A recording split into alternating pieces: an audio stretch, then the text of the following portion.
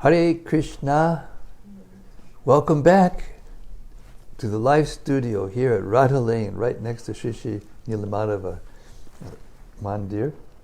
And we have a group of their sincere followers here with me today. And we're welcoming all of you from cyberspace, no matter where you are. Thank you for tuning in. We're getting about halfway through my favorite chapter, one of my favorite chapters. It's hard to say a favorite chapter of the Bhagavatam. There's so many favorite chapters. Every time I get to one, it's a favorite chapter. Second chapter, the first canto. Okay, without further ado, here's the prayer glorifying the Srimad-Bhagavatam by Sanatana Goswami. It's called Srimad-Bhagavata Mahima Stotram. Sarva Shastra Dipiyusha Sarva Vedaika Satpala Sarva Siddhanta Ratnaja Sarva Lokaika Drikprada. O nectar from the ocean of all scriptures, singular fruit of all the Vedas, rich mine of the precious gems of all conclusive truths, you are the only giver of light to all the worlds. Sarva Bhagavata Prana Srimad Bhagavata Prabho Kalidvan Dodita Ditya Sri Krishna Parivartita. O life air of all the Supreme Lord's devotees, O Master Srimad Bhagavatam, you are the sun risen in the darkness of Kali. You are the exact image of Sri Krishna. Paramananda Pataya Prema Varshakshadayate Sarvadasa Vasevyaya Sri Krishnaya Namostume. I bow down to you who are supremely blissful to read.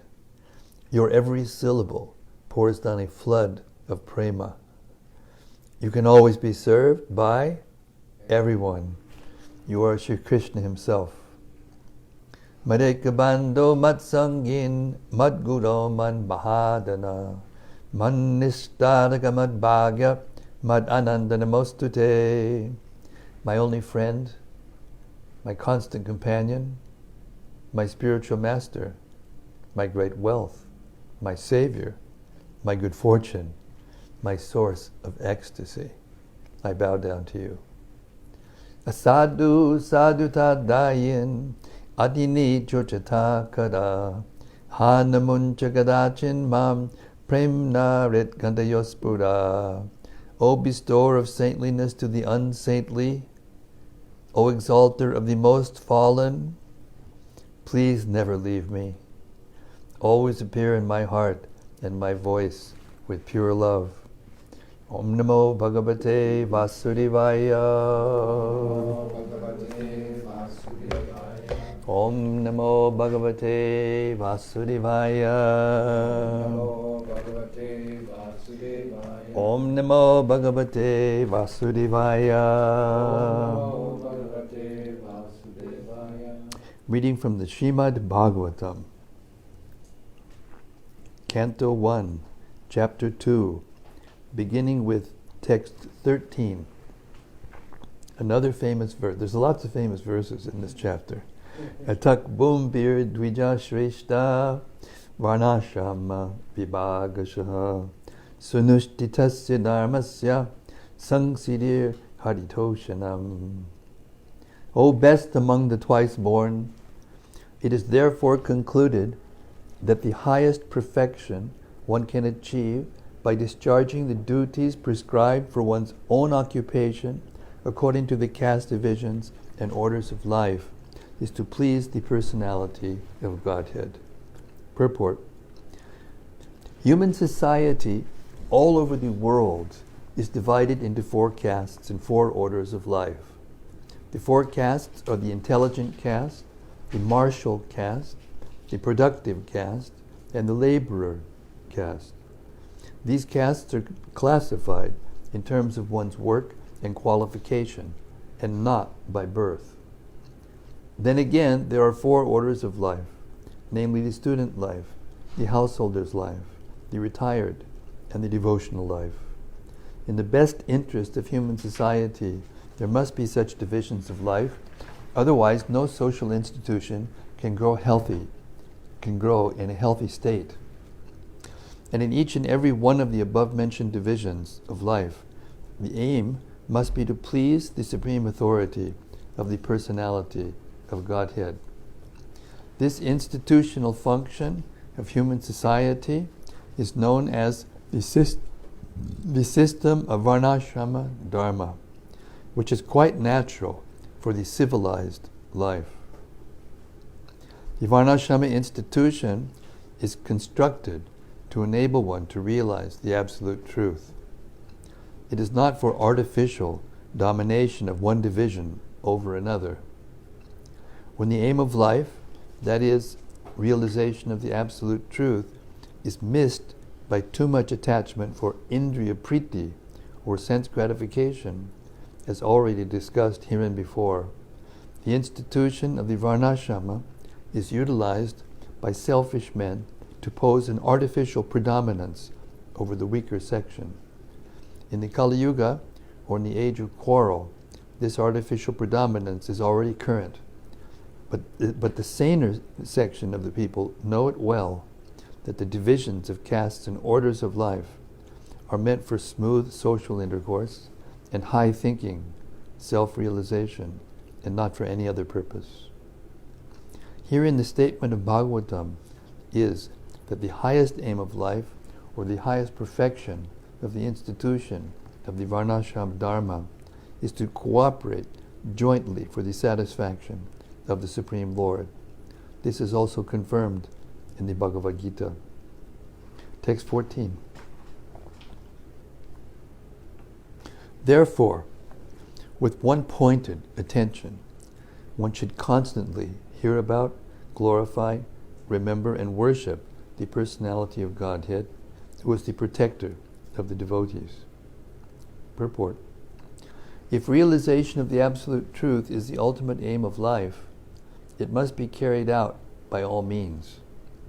In any one of the above-mentioned castes and orders of life, the 4 processes, namely glorifying, hearing, remembering, and worshipping, are general occupations. Without these principles of life, no one can exist.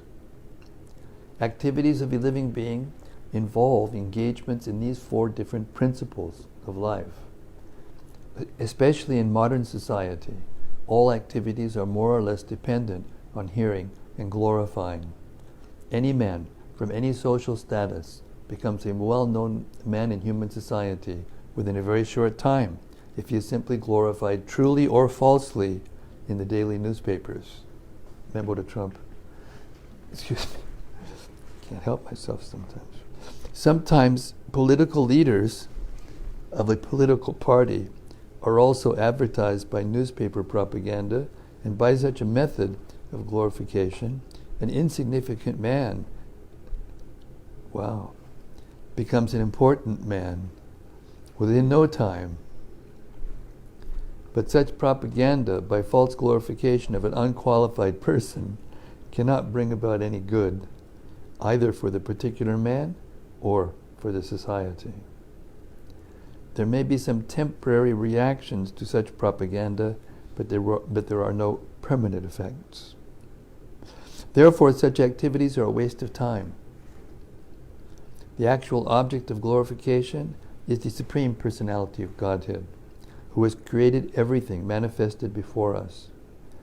We have broadly discussed this fact in our comments on the Janmad Yasya Shloka at the beginning of the Bhagavatam.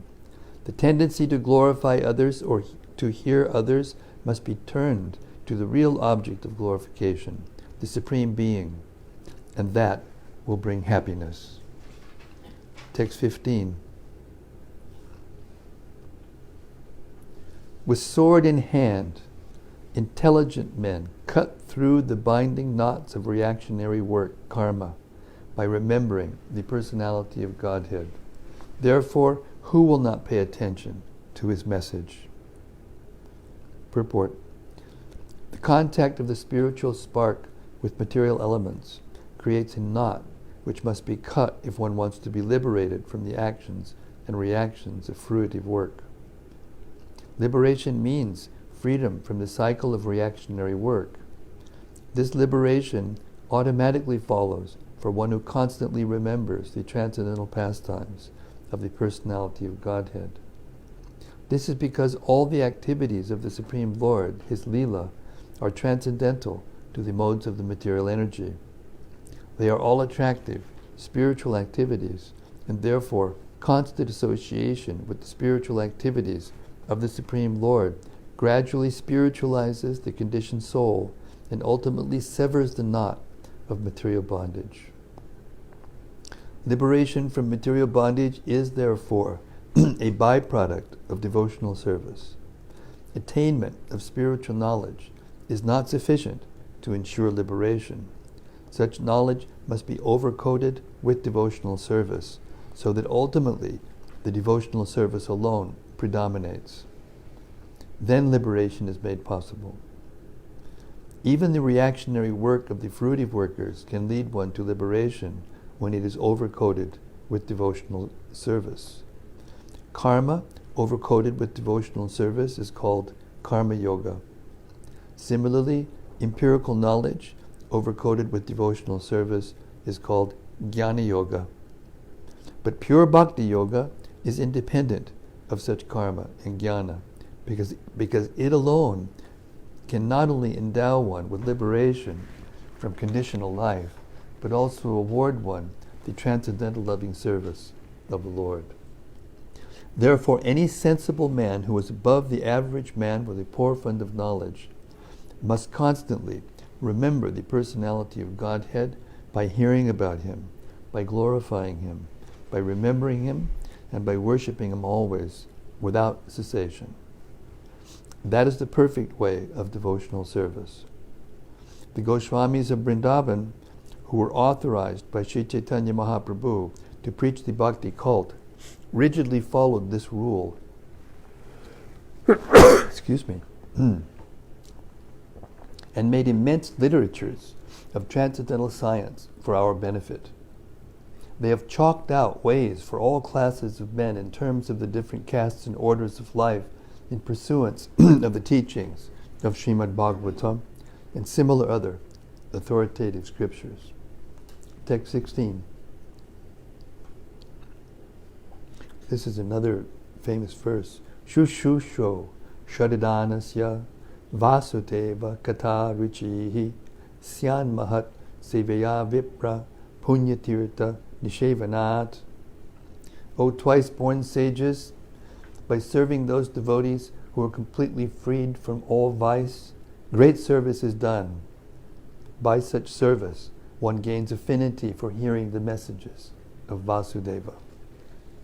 Purport: the conditioned life of a living being is caused by his revolting against the Lord. There are men called devas, or godly living beings, and there are men called asuras, or demons, who are against the authority of the Supreme Lord. In the Bhagavad Gita 16th chapter, a vivid description of the asuras is given, in which it is said that the asuras are put into lower and lower states of ignorance life after life, and so sink to the lower animal forms and have no information of the absolute truth, the personality of Godhead.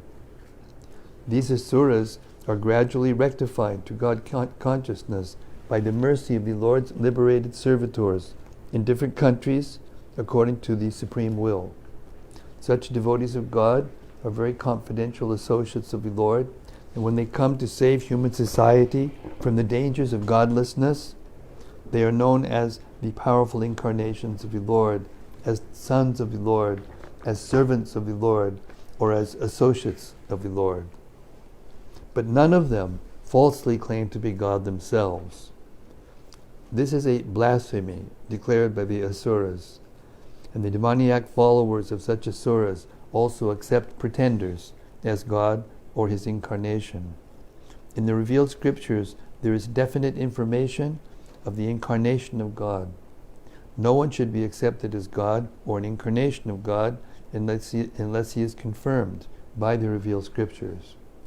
The servants of God are to be respected as God by the devotees who actually want to go back to Godhead.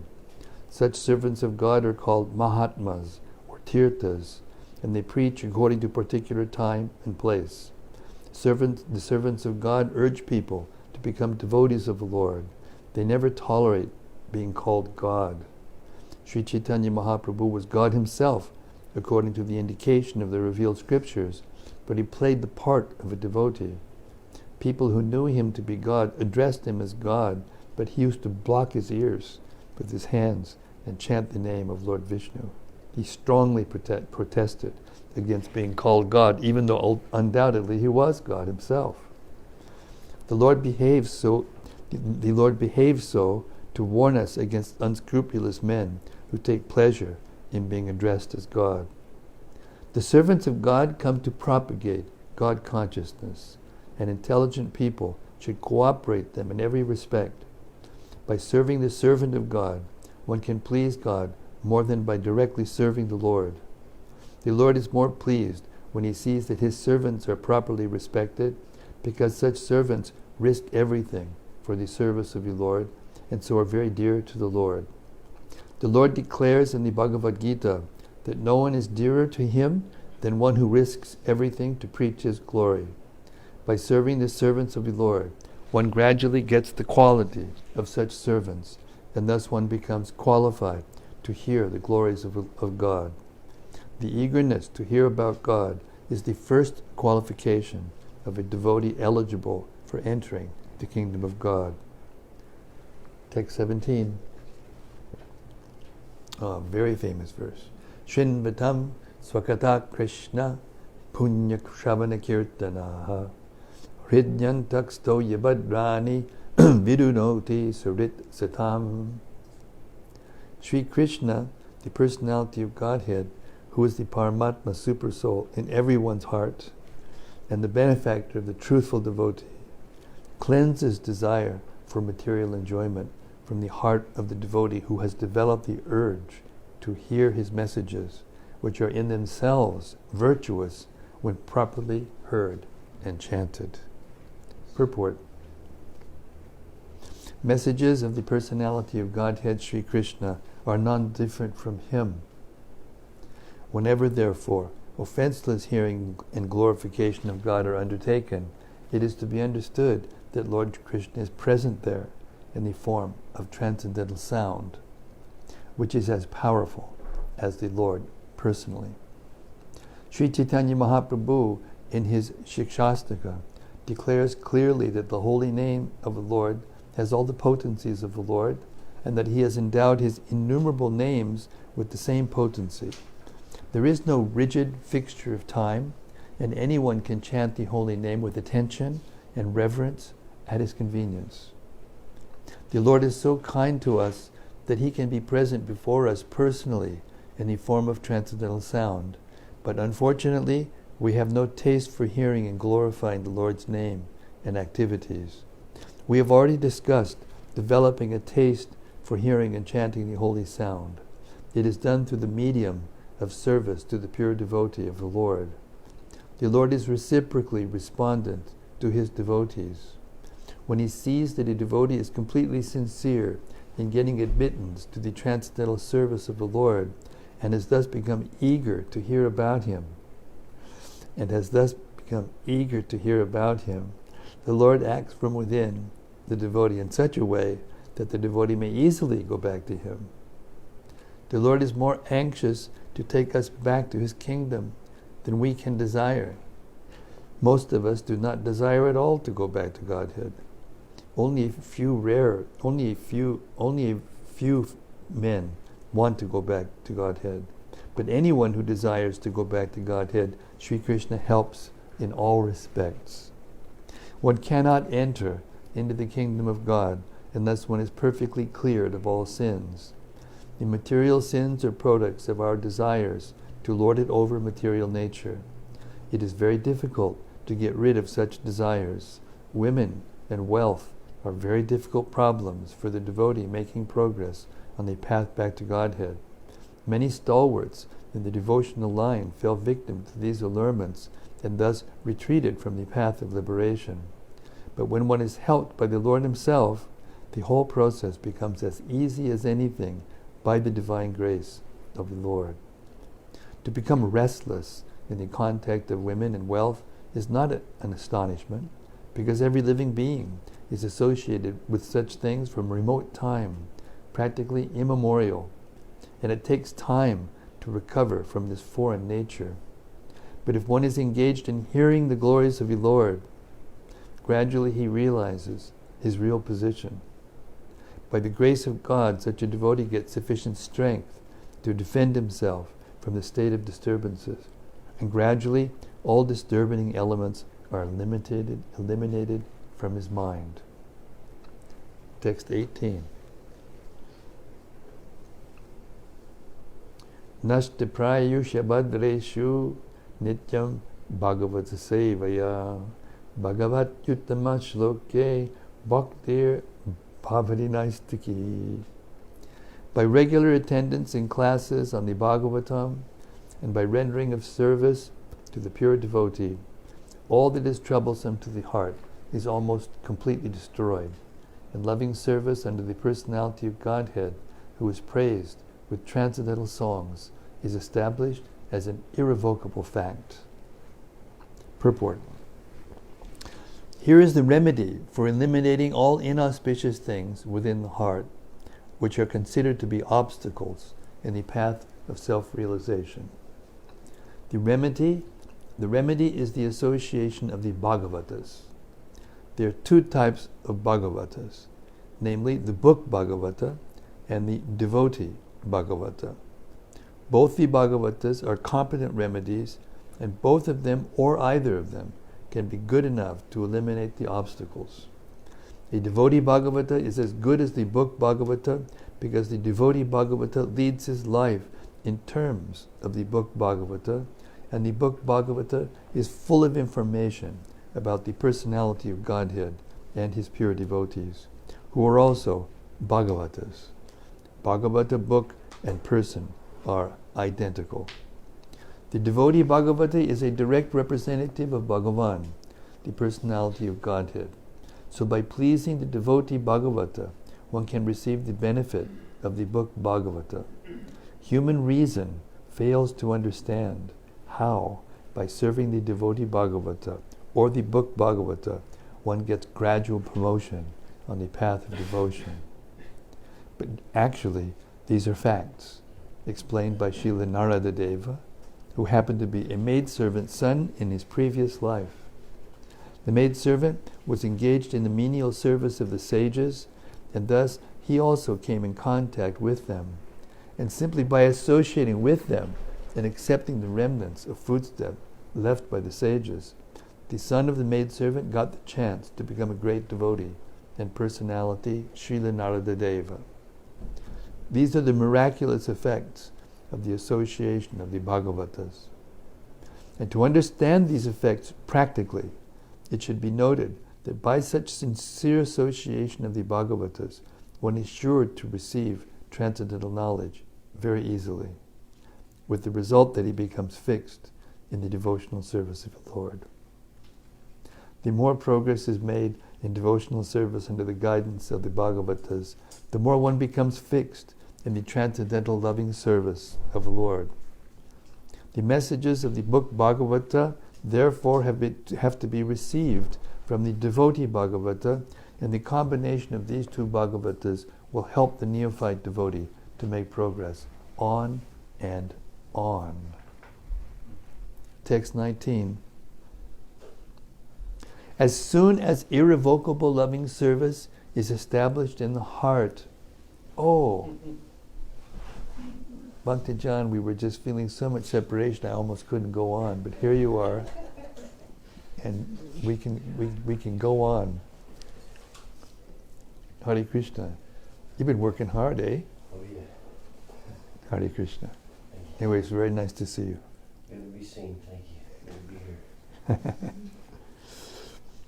As soon as irrevocable loving service is established in the heart, the effects of nature's modes of passion and ignorance, such as lust, desire, and hankering, disappear from the heart. Then the devotee is established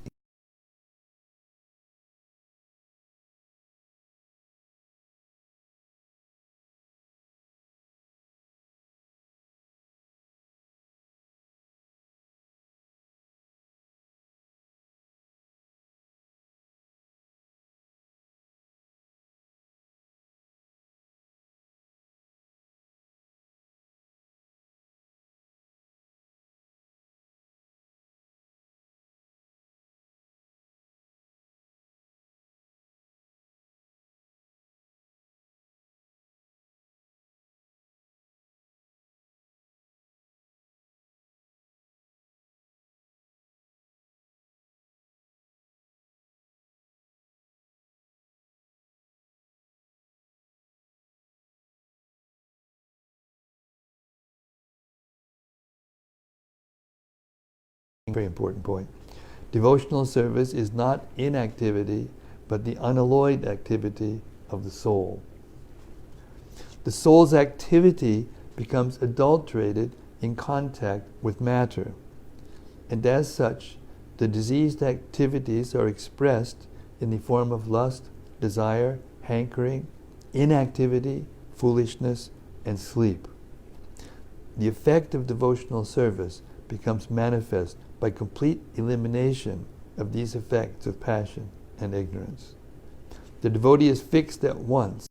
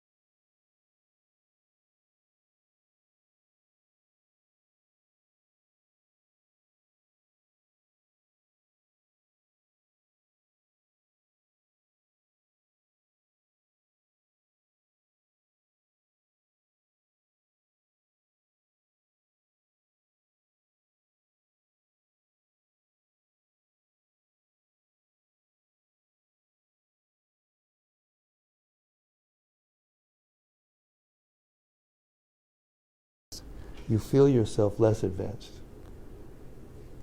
And when you become completely Krishna conscious, you feel yourself so humble that everyone else is more advanced than you. That's rare state. That's rare. That's Radharani and persons in the most exalted states of consciousness. But it gives us an indication that it isn't evidence that I'm advancing, that I feel more advanced. Because when you feel more advanced, you tend to think that you're better than others.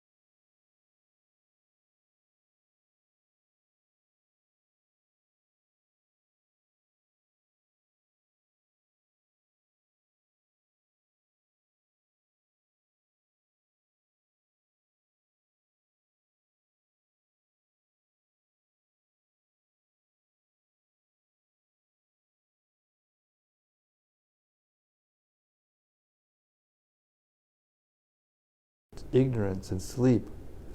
Out of many such man-like animals, there is actually a man who knows the responsibility of human life and thus tries to make life perfect by following the prescribed duties.